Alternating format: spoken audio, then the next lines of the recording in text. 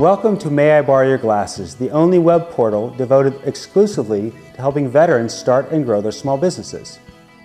We interview successful entrepreneurs so you can experience the lessons they've learned. We then take those topics and develop training to help you as well.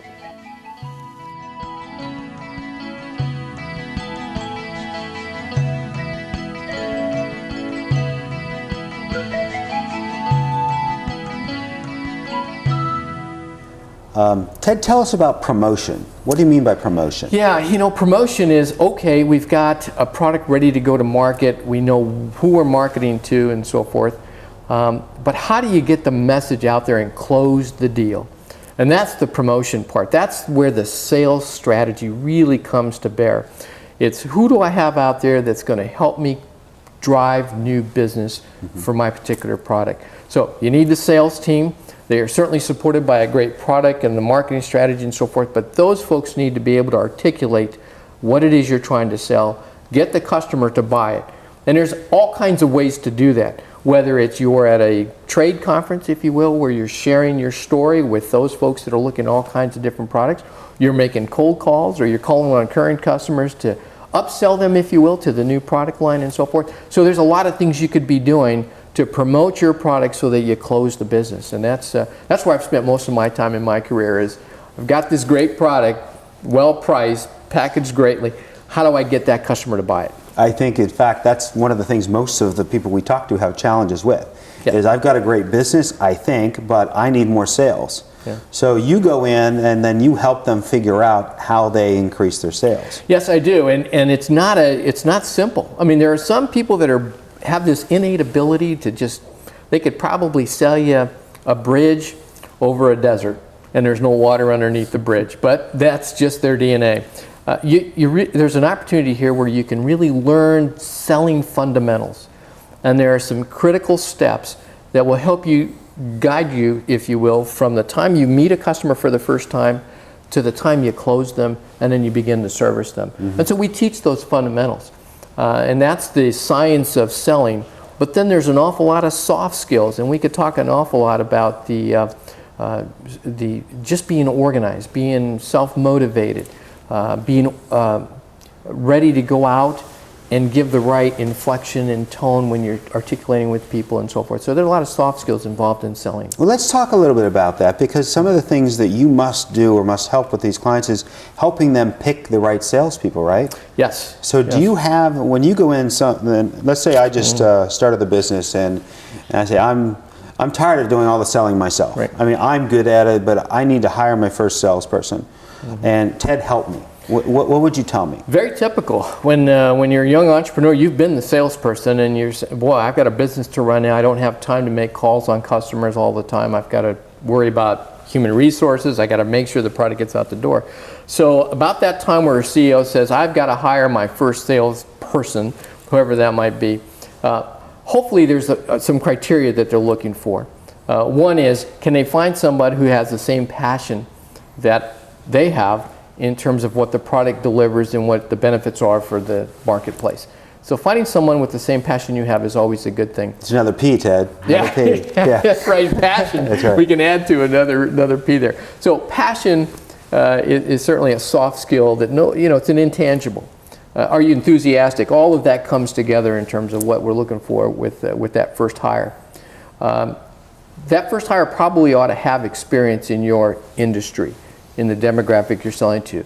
So that's critical. So you may not want to get somebody who's been selling lawnmowers to come in and sell food. Right. So you've got to think through that a little bit. So if you can find that industry experience, background kind of thing, that would be really, really strong.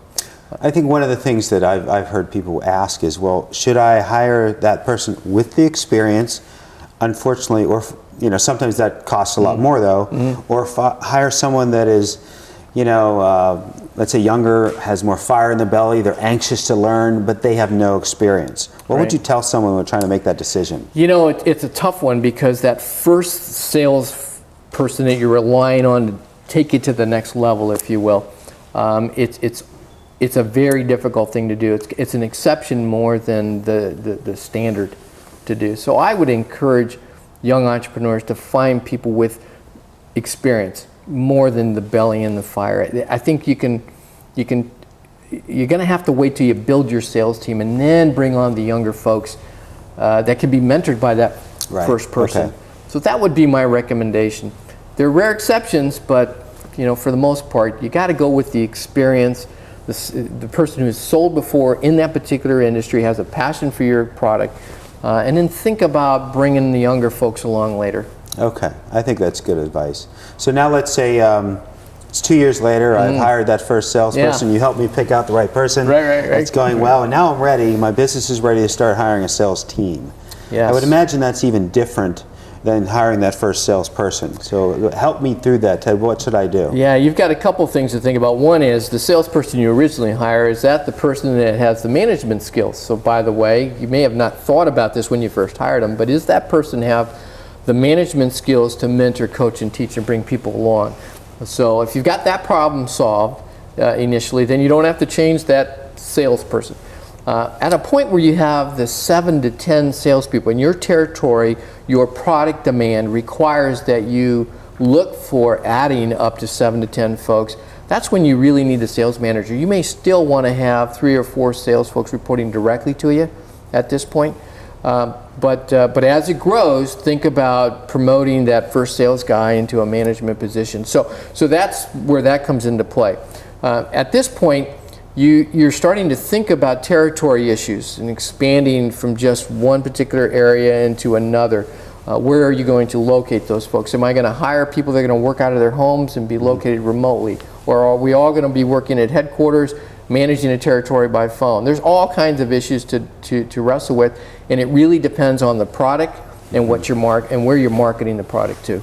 Yeah, I think that is a huge challenge for a lot of folks when they get to that stage and they don't know what to do. Right. I mean, when you talk about a salesperson, they may be a great salesperson, but if they can't manage someone, that first or second people that you hire, they're not going to get the nurturing they need because the salesperson's still out selling because they've got the quota to do. Yeah, that's right. There's an awful lot of things to think about because as you grow your sales force, your sales manager may have double duty. He's trying to mentor the young folks along the way, but he's got a territory to still manage. So it's something you got to think about and plan accordingly. And a lot of young entrepreneurs haven't gone through this before. Right. So we'd like to come in and provide that consulting service, if you will, to help them get through that tough part as they grow their business. So let's talk a little bit more about your business, Ted. So you've got this great marketing plan, you're helping other people. How do you market your business? I mean, you talked about networking. Do you use social media? Do you use word of mouth referrals primarily, or what's your marketing strategy? And I don't need all 5 of your P's, but certainly would like to hear your thoughts. No, that's a good point. I use the same principles, if you will, in trying to market my business. So my product is me. Right. It's my consulting, my experience with various companies over the years. And packaging a consulting service is a lot different than packaging a hamburger or a lawnmower or something of that nature. So one of the critical things I do is networking and being on boards of other organizations so that people know who I am. It's a trust factor, by the way, one of those soft skills. Do I trust the person that's delivering the service to the marketplace?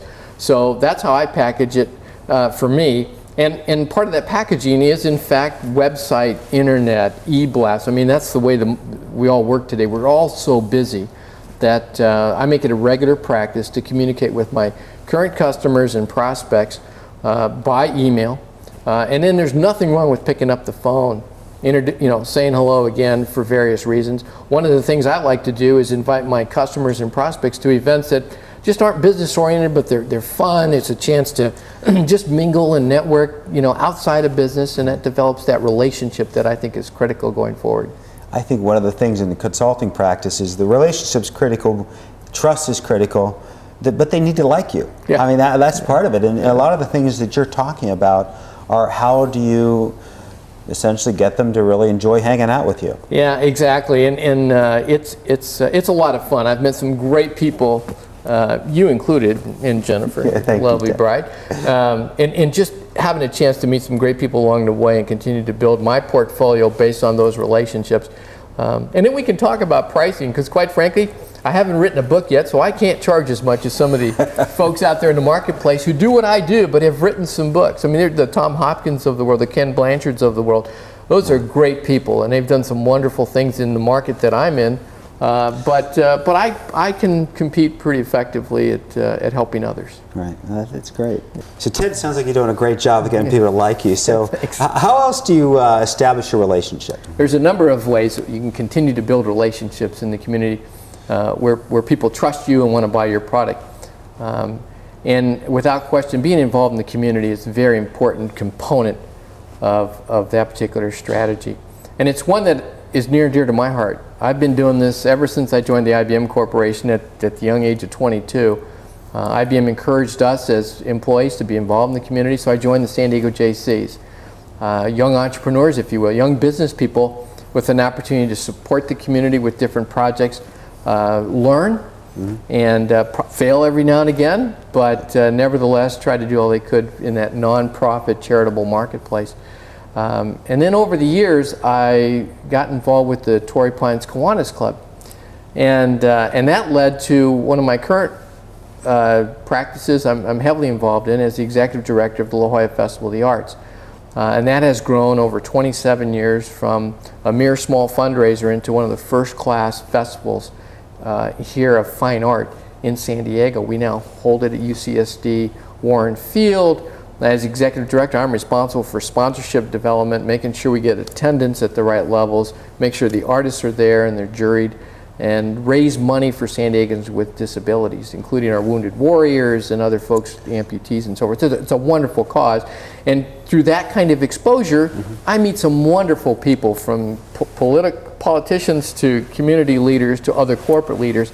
It's a great way to build relationships. So you stay involved. You stay involved. You're out there.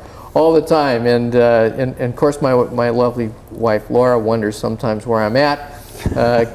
Am I spending enough time with the family? In the middle of all this, I'm raising my son and daughter, and of course they're out of college now and moving on with their lives. But that gave me a chance to coach Little League and coach basketball, and I was always doing something to stay busy and active in the community. And I think that helps build the trust and confidence in the kind of products and services I deliver to the marketplace. Oh, that's great. So Ted, you have a lot of great insight, and everybody that watches this video is going to get some real good lessons learned. So thank you for being here with us today. My pleasure. Appreciate it. You bet.